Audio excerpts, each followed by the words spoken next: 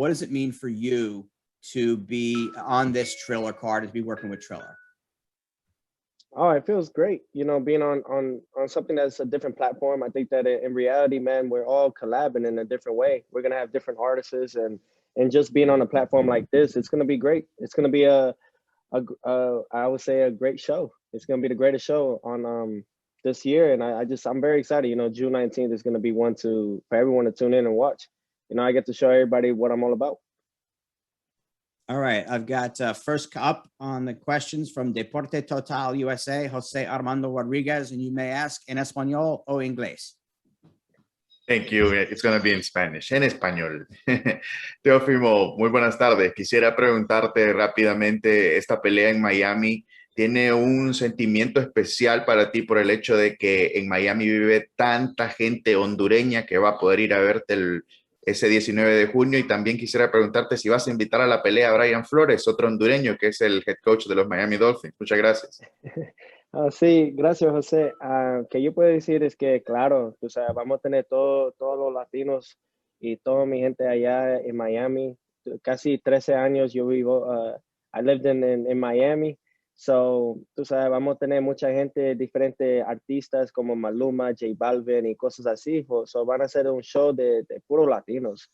Y me siento muy orgulloso que no solo eso, pero que yo estoy ahora, mi primera pelea, después de la pelea contra Loma, yo voy a representar a todos mis latinos. Y van a ser un greatest showman type of thing.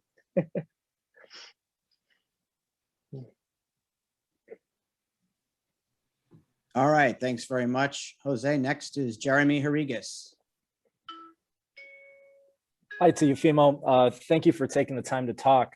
I'm curious, you know, going into this fight with George Kambosos, looking at his previous fight against Lee Selby, I was curious that, you know, obviously it was very close on the scorecards. Did you think he won that fight? To be honest, I don't look at who I'm facing, like in the way of watching film or anything like that. So I can't really say, you know, I heard it was a close fight. It was a close call. However, you know, George Kambosos, you know, he was the guy that got the win. He got the job done. You know, it became a mandatory. I mean, you know, a lot of folks, you know, just to get the record straight, there's a lot of things that I would like to clear up. You know, these guys had 4 months after I beat Lomachenko. They had 4 months, and I'm talking about the guys in my division. They had 4 months to send me a contract. Not one did. So this all ended up becoming George Kambosos at the end. This is not out of me. You know, I guess they expected me to throw contracts at them after becoming world champion and undisputed, you know, and I have all the belts, but, you know, and it's crazy, you know, a lot of folks don't see the behind the scenes of what really goes on in the sport of boxing. However, you know, I'm just trying to show everybody at the end of the day that I don't duck or dodge anybody, you know. So with Kambosos and everything, I'm not overlooking my competition. I'm just looking straight through, right through them. And that's really what it comes down to. Thank you. Thank you, Jeremy. All right, next up is Mark Wicker. Hi, I just wanted to know, how you felt about watching the fight the other night between Taylor and Ramirez. Your name has come up as a possibility for either or both, along with many other fighters who you get linked with. What do you think about that whole process, and what did you think about that fight and projecting yourself against one of those guys? Thank you, Mark, for the question. Honestly, I would say I don't, man. I've been so focused on myself lately that I don't focus on the fights and the competition that's going around. You know, put them in front of me and I'll beat them. That's my whole thing, and that's what I live off of. You know, Josh Taylor did what he had to do. It was a great fight, great event, you know, top rank and everything that they did, and kudos to them. You know, the whole thing now is all about making those type of fights happen, and hopefully these guys are willing to step up. You know, it's at the end of the day, I don't, you know, 16 fights in, I never said no to not one fight that was given to me. You know, I'm a man of my word at the end of the day, and I carry my balls very tight, you know, when I go in that ring. So, you know, hopefully these guys, they're already talking about moving up to 147 and everything. I can just sense the urgency of them not trying to want to fight me, you know. So the whole thing is just one fight at a time. And, you know, hopefully we can make those fights happen. You know, 135, I'm undisputed. He's Josh Taylor's at 140 undisputed. We can make those fights happen. And Teofimo would become 2-time undisputed world champion back to back. It's the goal. All right. Thanks so much. Next up is Donna Corby. Teofimo, just to follow up on that, of course, your name was almost mentioned as much as Ramirez or Taylor's over the weekend in terms of with regards to that fight. Do you think 2021 is a realistic timeline for when that mega fight could happen? And would you be willing to perhaps, I know he has talked about doing a gigantic stadium event in Edinburgh, doing it at Edinburgh Castle or at Easter Road. Would you be willing to come to the UK to take on Josh Taylor? Oh, no, not at all. I won't do it. I won't take the fight in the UK. Not because I don't believe that I will beat him in the UK. It's just the fact that I could just see how much of the animosity or just the way that folks are carrying that I'm not undisputed at 35. So I could just see the favoritism out there. That fight will be somewhere over here. And at the end of the day, man, I'm slowly becoming a cash cow in the division. These guys can make a better paycheck fighting me where I choose at the end of it. So, but I do eventually want to fight in the UK. That's something that I definitely want to go out there and do. However, I'm not going to give anybody the upper hand on me. I've done it numerous of times. So the whole thing now is just about playing my cards right and just making those fights happen, though. All right. Up next is Carlos Toro from Toro Media. Hey, Teofimo, thanks so much for taking time to talk to us. When Triller won the purse bid for the fight against between you and Kambosos, I know you were very excited with the $6 million plus purse bid, but when it came to sort of working with Triller in the promotion of this fight and organizing the event altogether, what were sort of maybe your expectations with Triller being a relatively new platform for boxing, and how has it been working with Triller in comparison to your past fights? It's with Triller and everything, they're new in the sport of boxing. I'll be honest with that part. However, they're doing a phenomenal job. Triller's doing a phenomenal job. They came in, they showed, and they want to show everyone come June 19th. They took away the Evander Holyfield fight and everything. They don't want to make it an exhibition or anything. They really want to make this an actual fight card, just like all the other promoters and networks that do in the sport of boxing already. So it goes to show that they're really driven and they have this. They're really driven and they really want this, to be a real thing for them. We could say I don't want to compare, and I'm not, and I'm not. However, it's somewhat of a DAZN thing right now going on, and eventually Triller is just trying to make that they want to make their mark, and I already see it. The things that I love about it the most is that with myself, how I think and these ideas that come up in mind, we could talk about these things and we could actually make these come out into fruition, so that is why we're having not only just, myself performing in my ring walk the way it's going to be come June 19th, but the artists that are going to be performing that night as well. It's phenomenal. It's a collaboration, and I think that it's great for the sport of boxing. This is all entertainment at the end of it all, and for all the fighters, they need to actually take that in. I'm not a fighter. I'm not a boxer. I'm an entertainer. And that's what brings the revenue. Thanks, Teofimo. Thank you, Carlos. All right. Next up is Ernesto Amador. ¿Qué pasa, mi Teofimo? Con el gusto saludarte. Obviamente estás enfocado en esta pelea y en lo que significa pelear con Triller, pero eres un hombre de retos y tu padre también, el Nostradamus del boxeo. Es para ustedes también algo importante hacer historia y quedarte con todos los cinturones de las 140, porque hay posibilidades, Teofimo. Viendo las peleas que vemos en 140, no es imposible que pudieras conquistarlo. No, sí, claro, es muy importante para mi carrera y todo que nosotros hacer cosas así, ganando en 140 y todos los títulos y todo, back to back, es muy importante. O sea, yo solo tengo 16 peleas, yo solo estoy 23 años, yo solo tengo 23 años y mira, yo estoy haciendo cosas grandes, gracias a Dios. Y que yo puedo decir ahora es que para toda mi gente, todos mis fans y toda la gente que siempre está apoyando a Teofimo, mira mi pelea, junio 19, y me van a hacer un show espectacular. It's all about entertaining, pero también tratando a bring boxing back to its roots, its original roots. Esa es la cosa que es más importante. Nosotros mira a Canelo y Terence Crawford y que ellos buscan las peleas, ellos quieren las peleas más grandes. Ahora tenemos Errol Spence y Manny Pacquiao. So para mí me siento que ya el deporte ya está subiendo más en in different ways. Gracias.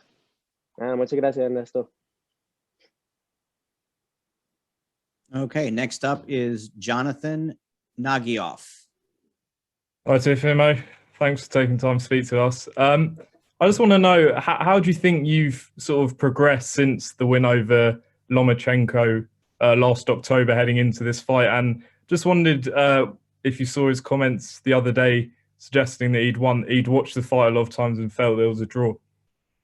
Man, I could just laugh about it. That's all. For me, man, it's someone that never really took a loss. You know, it's someone that hasn't really taken a loss before, and especially a loss that I gave him the way I did and the way I beat him. You know, with Lomachenko, he's in the past now. You know, my thing is at the end of the day, I took his heart. Even if we were to fight again, I'll knock him out this time. You know what I mean? And it's not just about talk about it. Fighting somebody in that caliber and that type of fighter that he was, and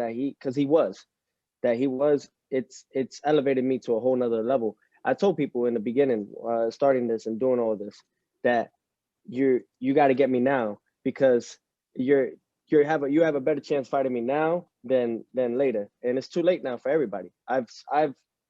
The amount of growth and knowledge and ring IQ and all these things that I've literally have been working on. It's I'm more amazed about it because it's like unlimited with myself, my skill sets. There's no limit to me, and it's the true thing. And I can't wait to express that and show everybody that on June 19th, why I'm working so hard and pushing myself to that next limit. It's because at the end, it's not about proving anybody wrong here, but it's about proving myself right, that I am the best in the world. I'm better than Canelo, Crawford, all those guys. And eventually, but that takes time. I'm 23. I know I'm reaching, but I like to reach. And eventually those things will come into fruition as long as I stay focused. And with Lomachenko, you know, it's just somebody that took an ass whooping, and he just doesn't know how to handle it right. Thanks, Teo. Thank you. All right, next up from Fight Hype is Nick Noonan. Teofimo, FightHype.com here. How are you? Like a champ, man. Like a champ, Nick.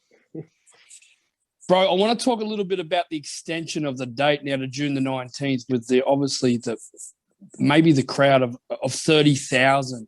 How do you feel now that the fight's going to be in front of 30,000 compared to the original crowd back on June the 6th, which was probably only going to be about 5,000, and the entertainment factor that you get to showcase your skills on such a big stage now? Man, you guys don't even know, like, the ideas. Speaking with Ryan Calvino, and that guy is phenomenal to work with in that standpoint because of my ideas and how ridiculous they can be.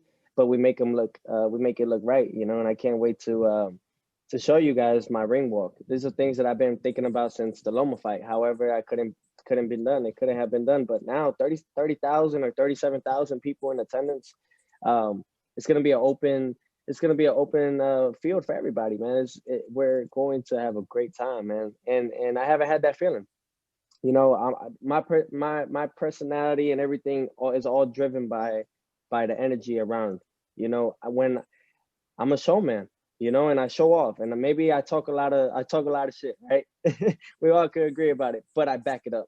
There's a difference when you talk and you don't back it up. You know, this is just someone that loves the sport, that's very driven. You know, winning all those belts and becoming undisputed didn't make me big-headed. It humbled me in another way. You know, so my whole thing is just using this voice that I have now to let the other ones know, and the youth, let them know that no matter what you do, no matter how many things you win and how much money you do see, it's all about the main thing is don't forget what you came from. You know, don't forget the struggles and all the hard work that you put yourself into, you know, and I can't wait, man. 30,000, 37,000. We're going to have all different types on June 19th, which is Juneteenth Day. So we can't forget about Freedom Day. I mean, those things. So I think I didn't move the date. However, whatever happened that day, you know, they moved it. All I could do is, as the fighter, just go out there and just perform for everyone else. All right, next up is the great Eddie Goldman. Thank you very much. Thank you for that, Jerry. Hey, Teofimo. A question I have is, coming after such a high-profile fight where you were so up and you performed so well against Lomachenko. How are you going to stay motivated against a lesser-known fighter like Kambosos? And does fighting on Triller, your first time on Triller, add to that motivation for you to perform in this fight? Thanks. Thank you, Eddie, for that question. Honestly, I'll say it like this: it's just the amount of work. It doesn't stop. You know, at the end of the day, I'm not fighting George Kambosos. I'm fighting myself. You know, and that's what I always go in there. You know, when I fought Lomachenko, I wasn't fighting Lomachenko. I was fighting myself, and that's how I am. You know, the only person that could beat me is myself. You know, that's the end of it all. You know, I'm my worst critic, and I am my toughest competition. You know, so those are the things that I play in my mind. You know, I act like I don't have it all. You know, and that's why when people ask me how I feel like a champ. Doesn't mean you know, even though I'm an undisputed world champion. You know, and then being on the platform like Triller, they give me that opportunity to boost up my numbers on the social platform, because, you know, that's nowadays in this modern day era, it's all about social media and how many followers you have, apparently, which kind of saddens me in a way that you could become undisputed world champion. But back then in the 80s and 90s, you became undisputed world champion. You were on top of the world. Now it's a different stage, you know. So it's all about just catching up on the numbers as well on the social platform, and just putting myself out there even more. You know, I think that I finally bursted out into that bubble of, you know, this right here, this fight for me is bigger than the Lomachenko fight. And why I say that is because it puts me in a position now, my first pay-per-view fight, but and the numbers that we are going to generate from at only 23 years young, 16 fights in, just the whole way I look at it is the outcome of it all. It could put me from superstar to mega superstar and become that it could bring me into that 9-figure status eventually. And those things take time, and I know that, but I know what it is, you know, and I know what to bring for the fans and for everybody. I know what they want to see. You know, when you see Teofimo, you never know what's going to happen. People want to see it. At the end of the day, people could talk about what they want to say and how they feel about me, but I go out there and I get the job done every time. All right, thank you. Good luck in the fight. Thank you. Next up is Mark Wicker. Hi, Teofimo again. When you watch that fight, there was some controversy about the way Taylor's second knockdown came about in the break, and also whether the referee gave Ramirez too much time to get his head back in order. Taylor thought the fight should have ended there. As a boxer, when you saw that, what did you think? Protect yourself at all times, even when you're in the clinches. Those are the things that you got to work on. Anything can happen. One punch could change a fight, and that's exactly what happened. You can't just expect the ref to help you in those situations. You know, we've seen it with Floyd and Victor Ortiz. You know, we've seen those things happen where you just got to protect yourself at all times, man. And you know, it was a sneaky shot from Taylor, and I'm sure they worked on it. You know, they worked on those clinches in the inside, so they had a game plan when that came about. Hey, and all you could do from that point on is just you take that in and just realize that, hey, man, anything can happen. Just protect yourself at all times. Thank you. Next up, the equally great Rich Mancuso. Hey, Tio, how are you, champ? Doing great. Can't complain. Thanks for having us this afternoon during your schedule and everything. I know how it is. Champ, how's training camp been going? Training camp has been phenomenal. This is week 10. This is week 10 of camp, and this is 19 years in the gym. You know, so for me, it's phenomenal, man. I've focused on trying to go back to the basics of everything. You know, the 1, 2s, and 3s, and getting back to the fundamentals that started me. And since doing that, you know, I've elevated into a whole nother fighter that I can't wait to show you guys. I'm just excited as everyone else is. I mean, I'm looking forward to 2019. Anything in particular you've been working on with this guy compared to what you did with Lomachenko, or is it going to be the same? No. We're working on different tactics that I had some, you know, some things that we had to take back in the drawing boards against the Lomachenko fight. You know, Lomachenko is not a pushover. He's someone that definitely had a lot of dirty tricks that I got away with and a lot of good tricks that he used, and those are the things that I was able to adapt on and take in.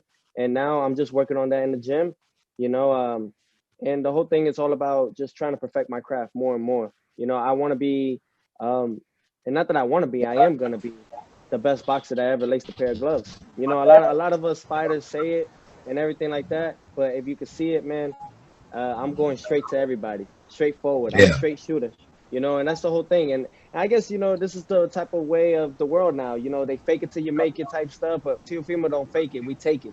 That's the difference. And that's why we call it a takeover. And for everybody that doesn't know that, June 19th, I can't wait. I'm putting this guy on a fucking stretcher. Sorry for my language, but I'm hitting him right all here. And this is what's going to go night-night for 3 to 5 minutes. And that's what I'm aiming for. I know all the pressure points and I know all the shots where to hurt somebody. I know to hit him here. I know to hit him here. I know to hit him here. I can hit him right in the thump of his forehead or right to the body.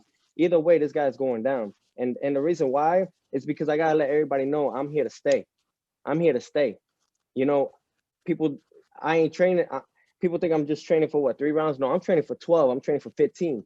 However, when it comes to Saturday night, June 19th, I got to let the world know. When I fight this guy and I knock him out, I'm not just knocking out George Kambosos. I'm knocking out everyone that was talking shit about me.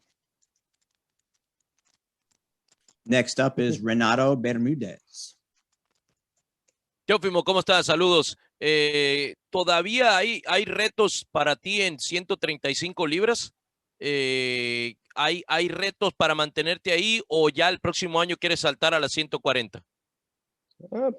Bueno, tú sabes, para mí es que ya 7 años en este peso de 135 peleando y ya yo estoy creciendo más, pero la cosa es que yo sé que contra un tipo como George Kambosos yo no puedo a subir a 140 con alguien como Kambosos. I can't move up. I have to fight. Yo necesito pelear con alguien como Devin Haney or Ryan Garcia or Gervonta Davis before I move up to 140. So, claro, yo voy a pelear otra vez a 135 si Dios quiere. Y me siento muy fuerte. Hoy yo peso 145 hoy. So, yo tengo solo 10 libras de agua, puro agua. Y ya tenemos como 3 semanas. So, yo estoy en peso ahora y me siento muy, muy fuerte. Lo que yo puedo decir ahora es que this is like, to be real, man, this is the best I've ever felt. I feel better than I felt in the Comey fight. Thank you. Muchas gracias. All right, next up is WCS.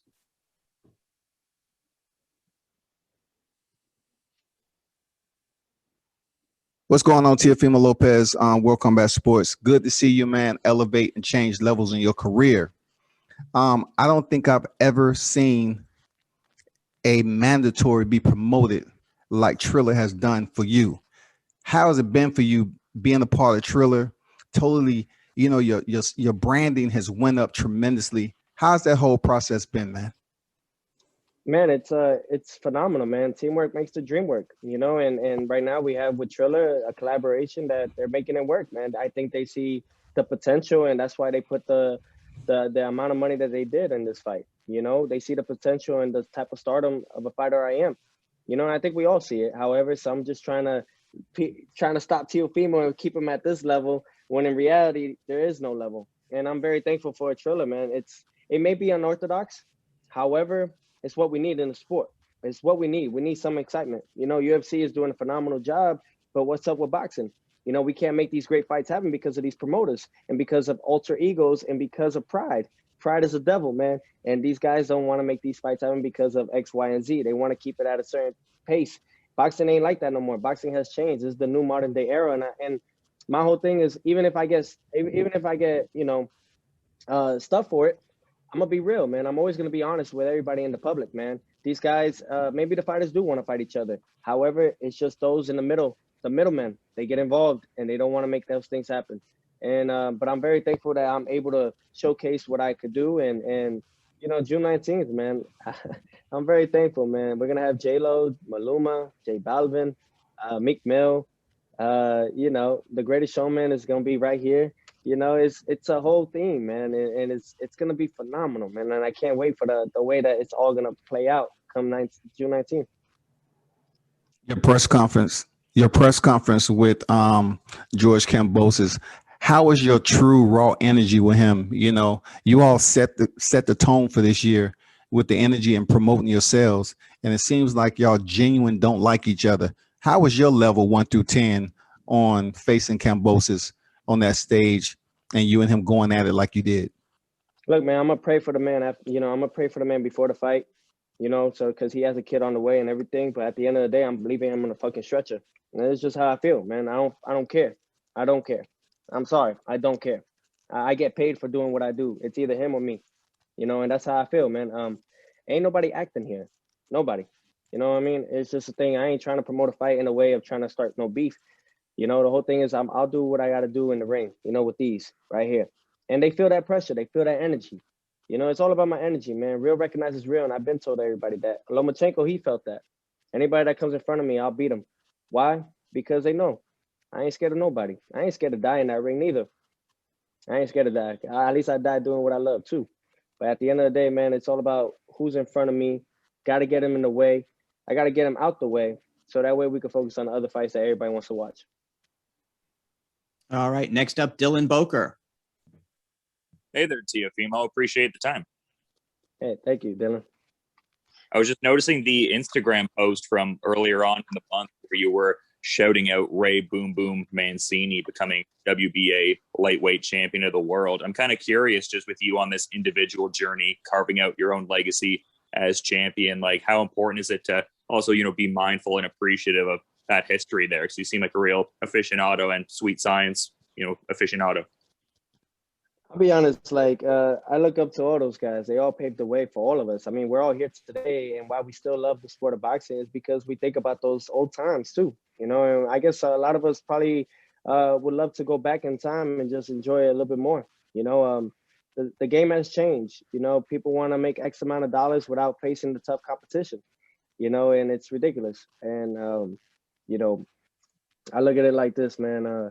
When winning all those belts, I visioned it, I felt it, and I already had dreamt it over the years. Our goal is always to become, undisputed world champion or world champion. I got to that. But winning the Ring magazine, and when I received it in the mail, I cried. I cried. Why? Because I know the background to it all. It's been in the game since 1922. Jack Dempsey has worn it, and so many other great champions have held that belt.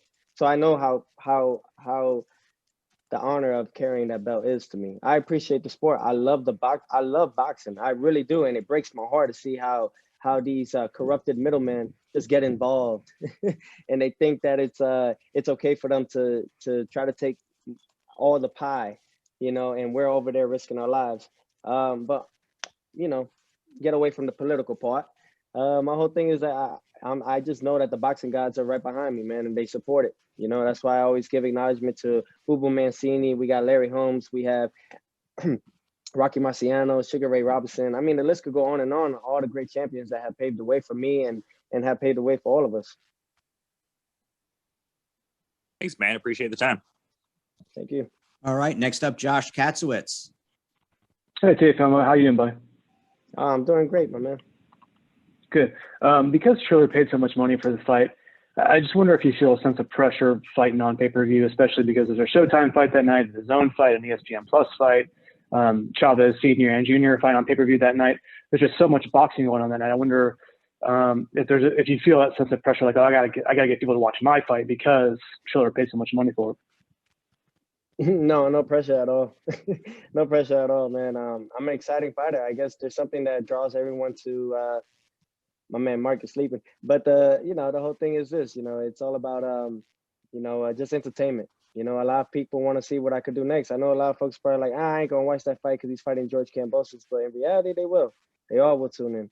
I'm the upcoming fighter that's sparking the industry a little bit. I shook the world. I shook the boxing industry too. And I think in reality, excuse my language, but I fucked everybody's money up. So, the whole thing is all about keeping that up, man, and just changing it. This is the takeover. I don't know what else I could tell everyone is that this is the takeover. We're taking over in a way of bringing boxing to where its original roots. And it may be hard, but my whole thing is about the new generation. For myself, keep winning, And that's the only way these kids will listen. If I keep winning, and when I keep winning, that they'll listen to my words and my advice, that they could just be themselves and don't have to fake it till they make it. They could just go out there and just deal with the process. My whole thing is just using this voice now, man. I want to leave, when I leave boxing, man, I want to leave it in good hands. I want to leave it into the next hands of someone that's going to take care of it for a long time. You know, and that's all it's about, man. It's all about giving back. All these guys, all these fighters, man, I'm kind of disappointed in all of them. They all want to take, but they don't want to give back or the knowledge. I mean, they don't even talk to us about financial advisors and all this stuff. We don't even have fucking health insurance. You know, there's so many things that's wrong in the sport of boxing right now. And my thing is, thank you to Triller and thank you to Triller Fight Club and everybody that's playing a part of this, man. We're gonna change the sport of boxing in a whole nother way. We're gonna bring it back in a way that it's gonna be a lifelong time. Thanks, man. Thank you. All right, next up, Brendan Tobin. Hey, Teofimo. I'm excited to have you down here for your upcoming fight. I'm wondering if you have any sense of kind of full circleness. Boxing down here in Davie when you were a young man. Just the idea that you are getting to defend your undisputed championship in a city that you crafted a lot of your tools in at a young age.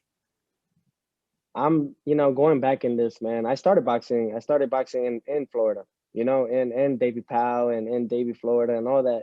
That's when I really started. My father had me in Gleason's and Red Hook and all that when I was like 2-3 years old up in New York. But that's when I really started my amateur career and everything. At the age of 6, gave blood to the sport literally right away. I had a double M bag, I had 37 stitches right away. And I think I did a sacrifice in a way. But in reality, man, I believe that everything happens for a reason. I live off that. And I attract it, man. The law of attraction is real, man. The universe, all that stuff, I could get into a hippie type of thing. But in reality, man, it's all about giving back to everybody and to the youth. That's all. I don't do this for, look, man, I do this for my family and everything. Yes. Going back in Florida, I've lived in Florida for 13 years, so it's great. Who would have known my first professional fight, in Miami would be defending my undisputed world title. That's amazing. And I'm only 23, man, and life is great, man. It's all about just not quitting. There's times where it's hard, but I know in the back of my head, man, I just tell myself that, hey, I'm where I need to be now, but I know in the future, as long as I don't give up, man, I'll be somewhere that I'll need to be as a legendary. My whole thing is about the legacy, the glory. All these fighters are trying to wear $200,000 chains and they only make $100,000 or $150,000, so it's all about moving your money right, investing it, being smart with it, and creating that where if I go out there and I want to fight, I'm fighting because I want to, not because I need to, not because I need a new check. I need a paycheck, and I learned that. I learned that in 2018 when I broke my hand. It's just things and trials and tribulations that I just go through, and it's adversity. People want to fight dirty and give me a cut in my eye, and I'm like, come on, let's go, and they back out, they back down. It goes to show, man, at the end of the day, I don't care. I'm a fighter, I'm a warrior, but at the end of it all, man, I'm just someone that has no fear in there. And I think they all feel it, man. All these fighters, they all feel it. Crawford, Taylor's, all of them guys, they all gonna feel it. Eventually, when my body is fit enough to go up to 147, those guys will get the work too. At the moment right now, it's at 35. Slowly but surely, I'll move up little by little, and these guys will feel it. Ain't nobody scared of nobody. I ain't scared of nobody. Up next, Cynthia Conte, Ring TV. Hi, Teofimo. Cynthia Conte from Ring TV, Ring Magazine. You slightly touched upon when you got the Ring Magazine belt. I know you and your father obviously are very close. You're a team. Talk about the conversation that you guys had when you got that ring belt, and because I know how much it means to you, that coveted belt. It's the most prestigious belt, there's no sanctioning fee on it either. It's just an actual true legacy. It's a legendary belt. So many champions have carried it throughout the years, so many greats, so many legends, so many GOATs. And for my father and I, man, I just, hugged him, showed him on FaceTime, because during that time I was living in another state. And, I got to show him the whole thing. I'm like, look what we just did. We're someone that loves the sport. We truly love it. And I'm not saying none of these fighters do, but sometimes folks just do it for the wrong reasons. And that's because they want the money. But when you focus on the glory, the money comes. You know, when you chase the money, it will always run faster. Winning the Ring magazine, man, it brought tears to it brought tears. It made me show. That's when I felt it. To be honest with all you guys, that's when I really felt the undisputed feeling. You know, not there at that moment because of certain people turning their backs on us and not celebrating with us. You know, but it was at home when I carried that belt that I have it here with me too. So it's all about just seeing that and just letting me know that, hey, I came a long way. You know, I just a short period of time. I'm only 16 fights in, man. These guys are already at their 20 plus fights, you know? So a lot of folks kind of need to take that in a little bit more. Well, thank you. Best of luck to you. Thank you, Cynthia. And last question, Crystal Hart.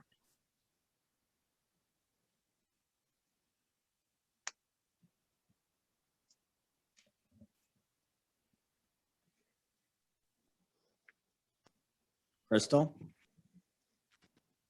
Okay, I think we lost her. So we have concluded today's session. Thank you, everyone. I put my information again in there into the chat. So if you need it, the credential info is in there. My info is in there. Don't forget Thursday, 11 a.m. It's a different link, not the same link as this. If you need that, let me know. It should have been in your original info. 11 a.m. Eastern, 8 a.m. Pacific time. We'll have George Kambosos discussing the fight from his perspective as well. Again, my info, Jerry at jerrymalani.com, 917-797-5663. I want to thank Teofimo for taking time today, and thank everyone for taking time to be on the call. Teofimo has one more thing to say. I got one more thing to say. Everybody tune in June 19th. It's a takeover, but the whole thing, it's all about we need change in the sport. You know, and I've learned that throughout the years. We need change in a better way. We need Floyd, he set the tone in a way that he did. However, it was his way.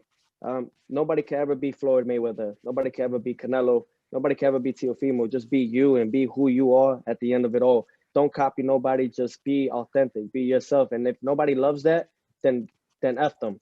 You know, at the end of the day, F them. Who cares?